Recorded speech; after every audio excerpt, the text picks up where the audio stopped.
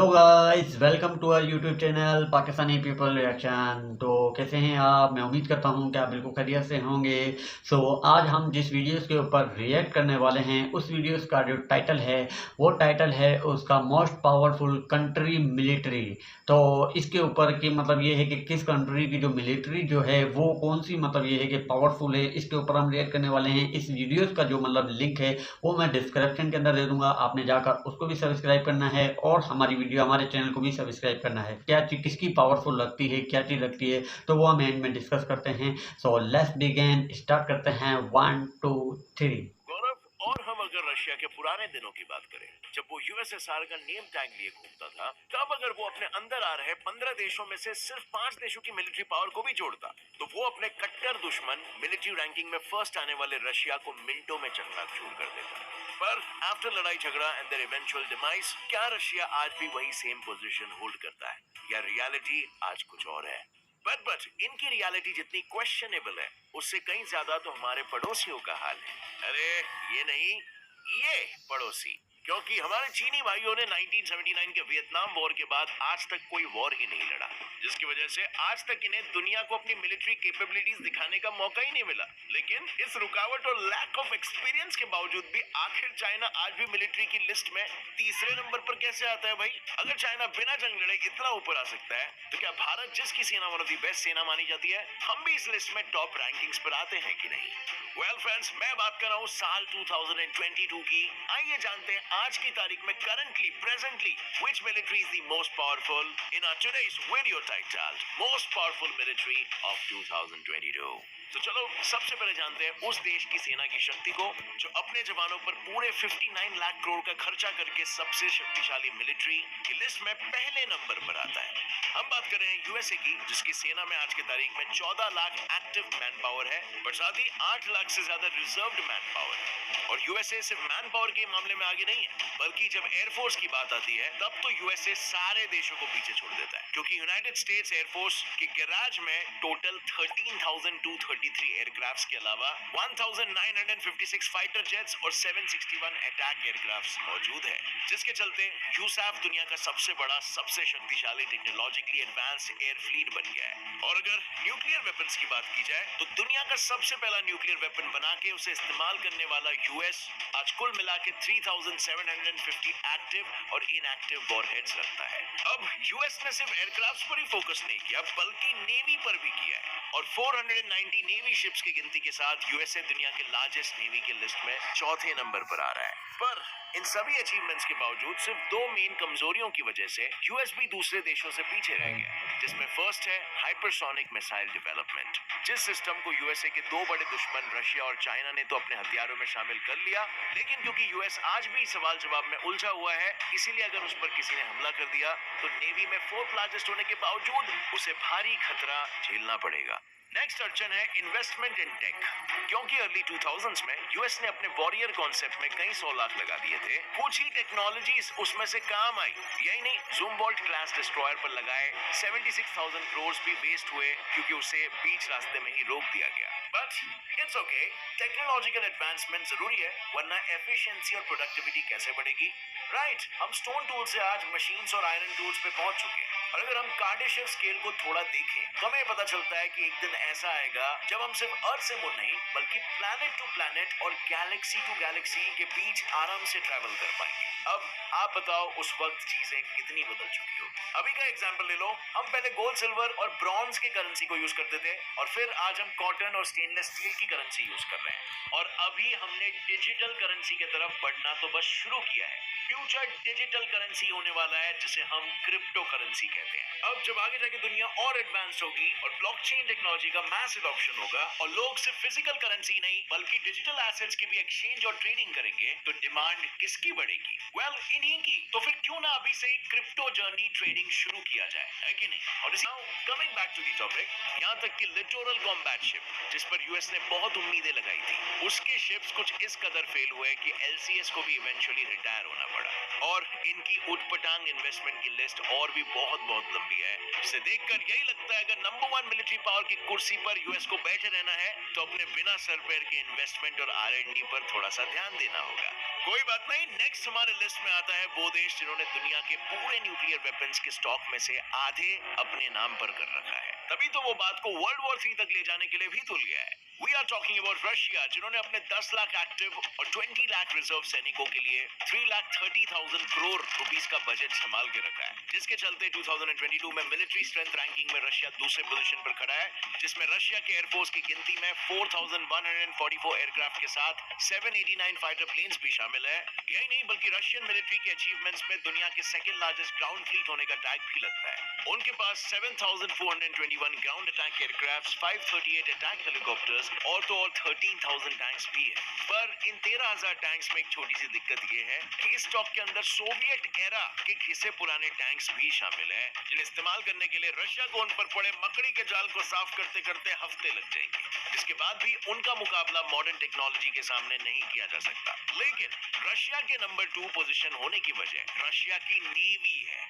आज रशिया के नेवी के पास 603 शिप्स है, जिसने उसे दुनिया के सेकंड लार्जेस्ट पोजीशन पर खड़ा कर दिया है। रशिया के कई शिप्स भी बाबा आदम के जमाने के हैं और इसीलिए मॉडर्न टेक्नोलॉजी के सामने इतना नहीं टिक पाएंगे। ऊपर से इनकी ट्रबलिंग इकोनॉमी, जो एक टाइम में क्रीमिया वॉर के चलते सैंक्शंस पर सैंक्शंस लगवा रही थी, वो आज यूक्रेन के चक्कर में लग रही है। अब फ्रेंड्स, रशिया का जो मेन पावर था वो 1991 में छीन लिया गया था, जब यूएसएसआर का बंटवारा हुआ था। और हो सकता है कि ये बंटवारा नहीं हुआ होता तो रशिया आज के तारीख में अपनी मिलिट्री पावर के लिए फर्स्ट रैंकिंग पर आता, क्योंकि अगर रशिया आज यूएसएसआर होता तो 15 देशों में से सिर्फ 5 देशों के फोर्सेस को मिलाकर ही 15 लाख की सेना खड़ी हो जाती, जो अपने पुराने और कट्टर दुश्मन यूएस को शायद आसानी से हरा देता। बट आज की तारीख में रशिया का बुरा हाल है और यहाँ की जनता भी कुछ खास मदद नहीं करती। बेटर अपॉर्चुनिटी के चलते ये भी देश से चलते बनते हैं और इन सब रुकावटों की वजह से जो देश एक टाइम पर नंबर 1 को हराने की ताकत रखता था, क्या वो फ्यूचर में कभी ऐसा कर पाएगा? या दुनिया के 8वें मोस्ट पावरफुल मिलिट्री फोर्स यानी कि यूके की तरह रशिया भी सिर्फ अपने न्यूक्लियर वेपन्स के भरोसे रह जाएगा? जहां पर रशिया का फ्यूचर अनसर्टेन है, वहीं पर चाइना का फ्यूचर काफी ब्राइट लग रहा है, क्योंकि चाइना के नेवी के 777 वेसल्स, 9 सबमरीन्स और 46 फ्रिगेट्स ने इसे रशिया के ठीक ऊपर दुनिया के लार्जेस्ट नेवी होने के ओहदे पर खड़ा कर दिया है, जिन्होंने अपने 2,20,000 एक्टिव सोल्जर्स और 5 लाख से ज्यादा रिजर्व सोल्जर्स के लिए 19 लाख करोड़ का बजट सेट किया। पर चाहे इन्होंने कितने भी पैसे क्यों न डाले हो, just like Russia and US, समस्याओं ने चाइना को भी नहीं छोड़ा है और इनके सर का सबसे बड़ा दर्द है मॉडर्नाइजेशन, क्योंकि चाइना आज भी J-20 फाइटर प्लेन से उड़ा रहा है, जिन्हें यूएस और रशिया के F-22, F-35 और Su-57 से कई गुना इंफीरियर माना गया है। ऊपर से 1979 के बाद से किसी एक्चुअल वॉर में ना लड़ने के कारण इनकी मिलिट्री कैपेबिलिटीज टोटली अनटेस्टेड ही रह गई है। लेकिन चाइना ने इस पावर इम्बैलेंस का भी जवाब ढूंढ लिया है in the form of maritime force या नेवी और स्टैंड ऑफ अटैक वेपन्स, जिसे मिसाइल्स या बॉम्ब्स भी बोला जाता है। साथ ही यूएस पर खतरा बनने के लिए रशिया की तरह इनके पास हाइपरसोनिक मिसाइल्स तो मौजूद ही है। तभी तो यूएस ने पिछले दिनों खुद ही कहा था कि वो चाइना को चैलेंज नहीं कर सकते, यानी जिस गति से चाइना अपनी पावर्स बढ़ाए जा रहा है, ये कहना गलत नहीं है कि शायद फ्यूचर में वो यूएसए और रशिया दोनों की कुर्सी को हड़प लेगा। ठीक उसी तरह जिस तरह 10th पोजीशन पर कुर्सी जमाए बैठा पाकिस्तान हमसे कश्मीर हड़पना चाहता है, और ये कब्जा करने की कोशिश में पाकिस्तान ने अपने मिलिट्री पर 91,000 करोड़ का बजट भी खर्च किया है, जिसमें 6,54,000 एक्टिव सोल्जर्स और 5,50,000 रिजर्व सैनिक हैं, जो अपने 2,824 कॉम्बैट टैंक्स, 9,950 आर्म्ड व्हीकल्स के साथ ही 165 न्यूक्लियर वॉरहेड्स का इस्तेमाल करके अपने दुश्मनों को आए दिन डराती रहती है। पर अब सवाल यही खड़ा होता है कि आखिर पाकिस्तान अपनी डिक्लाइनिंग इकोनॉमी को नजरअंदाज करके मिलिट्री पर इतने पैसे क्यों बहा रहा है? इसका एक बड़ा कारण ये होगा कि अगर कभी चाइना इंडिया के बीच जंग छिड़ जाती है तो पाकिस्तान भी इस बहती गंगा में हाथ धोकर कश्मीर को कैप्चर करने में आगे आएगा। इसके अलावा पाकिस्तान की अपनी मिलिट्री पावर को बढ़ाने की एक वजह चाइना खुद ही है, क्योंकि पाकिस्तान अपनी पावर बढ़ाकर चाइना के साथ अपनी दोस्ती गहरा करना चाहता है। क्योंकि फ्यूचर इंडो चाइना वॉर में पाकिस्तान चाइना के बहुत काम आ सकता है। पर पाकिस्तान का सपना कितना सच होता है ये देखना तो बात की बात होगी, क्योंकि कोविड की फटकार लगने के बाद पाकिस्तान के 2 करोड़ से ज्यादा परिवारों को गवर्नमेंट एड पर रिलाय करना पड़ रहा है। और ऐसे कॉन्टेक्स्ट में क्या पाकिस्तान को अपनी मिलिट्री पावर्स को बढ़ाने के लिए पैसे खर्च करते रहना चाहिए, या डूबती इकोनॉमी और अपने लोगों का लिविंग स्टैंडर्ड बढ़ाने में पैसे खर्च करना चाहिए? आपको क्या लगता है?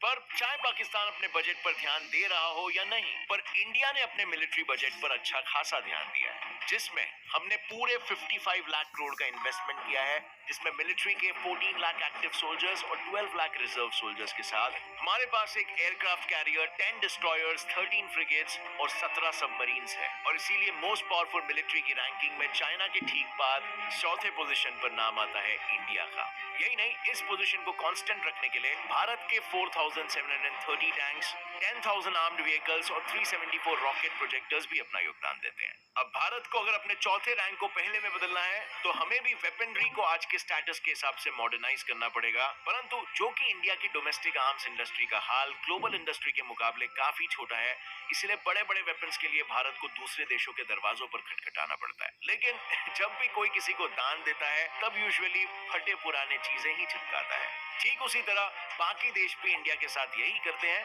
जब भी इंडिया दूसरे देशों से वेपन्स को इंपोर्ट करता है तब वो बेस्ट वेपन्स को अपने पास रखकर इंडिया को अपने कमजोर वेपन्स चिपका देते हैं, जिसके चलते इंडिया चाइना के आए दिन आ रहे वेपनरीज को टक्कर नहीं दे पा रहा है। हालांकि इंडिया अपने इस मॉडर्नाइजेशन की समस्या को बैलेंस आउट करने के लिए यूएसए से लेकर ऑस्ट्रेलिया और यूके जैसे देशों के साथ अपने रिलेशंस मजबूत करने की भागदौड़ में लगा हुआ है। और अगर वो इस प्लान में कामयाब हो गया तो हमारे मिलिट्री फोर्स को तो बेनिफिट होगा ही, पर हो सकता है कि इसी से इंडिया चाइना को रेस में पीछे छोड़कर खुद आगे निकल जाएगा। क्या आपको नहीं लगता? अगर इंडिया अपने इसी नक्शे कदम पर चलता रहे तो वो एक दिन सभी देशों को पीछे छोड़ आगे निकल जाएगा। बट देखना बस ये है कि हमारी गवर्नमेंट इसे एग्जीक्यूट करने में क्या स्टेप्स आगे लेती है। अगर इस वीडियो से आपको कुछ भी नया जानने मिला फ्रेंड्स, एक लाइक जरूर ठोकना। अब देखिए, नंबर 1 के ऊपर तो अमेरिका चलो ठीक है आता था, यूं कहते हैं कि नंबर 1 पर आता था, लेकिन अभी के दौर के अंदर अगर यूं कहेंगे तो नंबर 1 के ऊपर सिर्फ और सिर्फ पहले नंबर के ऊपर जिससे चाइना भी जिसकी चाइना की भी यूं कह लो फटती है, जिससे चाइना की भी और अमेरिका की भी जिससे फटती है, तो वो है सिर्फ और सिर्फ चाइना। तो चाइना मतलब बहुत ज़्यादा मोस्ट पावरफुल मतलब कंट्री है, इसकी हर चीज़ मतलब ना बहुत ज़्यादा ये एक तरक्की की तरफ ग्रो कर रहा है। और इसकी जो मतलब ये है कि जो मिलिट्री वगैरह, इसकी जो फोर्सेस वगैरह, इसके पास जो जो जैसे भी जो वेपन वगैरह, हथियार वगैरह जो भी हैं कि तो चाइना बहुत ज़्यादा मतलब ना तरक्की कर चुका है। और अब बात करें इंडिया की तो इंडिया भी बहुत ज़्यादा तरक्की याफ्ता मुल्क है, बहुत बड़ा मुल्क है, बहुत स्ट्रॉन्ग और बहुत पावरफुल मुल्क है। तो लेकिन ये है कि अगर इसके मैं अपना नज़रिया जो मैं अपना जो रिएक्ट किया है तो वो मैं अगर बयान करूँ तो अगर मतलब यूँ कहें कि अगर ये जैसे चाइना को अगर मतलब क्रास कर जाता है, चाइना को टक्कर दे जाता है, तो ये तो हरगिज़ मुमकिन नहीं है। क्यों? क्योंकि चाइना बहुत ज़्यादा इस वक्त बहुत ज़्यादा मतलब ये है कि ऊंचे लेवल के ऊपर है। और इससे यही है कि जब अमेरिका जैसे जो टॉप नंबर के ऊपर आने के बावजूद अमेरिका जैसा जो मतलब चैलेंज नहीं कर सकता जिस मुल्क को, तो उसको चाइना और इंडिया उसको किस तरीके से मतलब ये है कि टक्कर दे सकता है। तो इसमें आपकी क्या राय है, आपने क्या रिएक्ट किया, वो आप मुझे कमेंट में ज़रूर बताइएगा। सो मिलते हैं ऐसी ही वीडियोज़ के साथ नेक्स्ट वीडियो के अंदर, जब तक के लिए अल्लाह हाफ़िज़।